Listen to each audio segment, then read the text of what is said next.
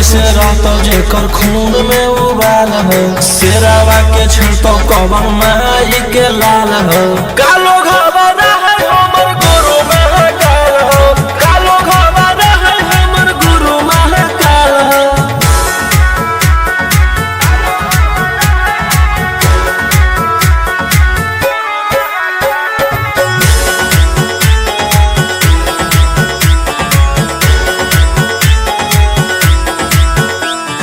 दिन भर तो काटा बंदूक से खेलो ही, आँखें तो मन के बढ़ल रे।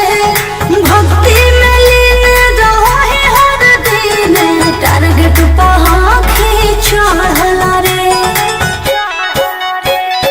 जेकर ऊपर हाथ साक्षात भोलेनाथ के, ओकर के कुछ बिगाड़ कहूगे तो नहीं सोचले। आपन बघवा के होके तू बाघिन गे आस पोछले।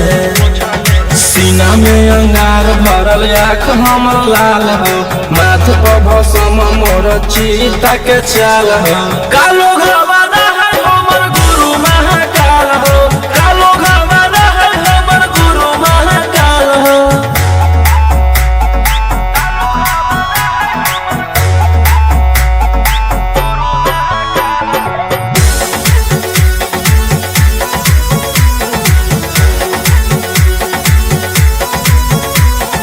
कौरव के फल भोगे पारो है, जाना हो जीते जीवन में। पाप होई कोम जल ढारे रे सनम, शिवाजी पासवन के सीजन में। राशि मोर बनैला खुना बाबा कहिलासी, एही से हम करियो बदमाशी गे पूरा खुल के। ई जमाना पूरा चलो हो बगली गे हमारे रुल पे। टकरही तो न कोई ओही ठोकतई ताल हो। असुहाय ई सला के जोड़ी बवाल हो। कालो घर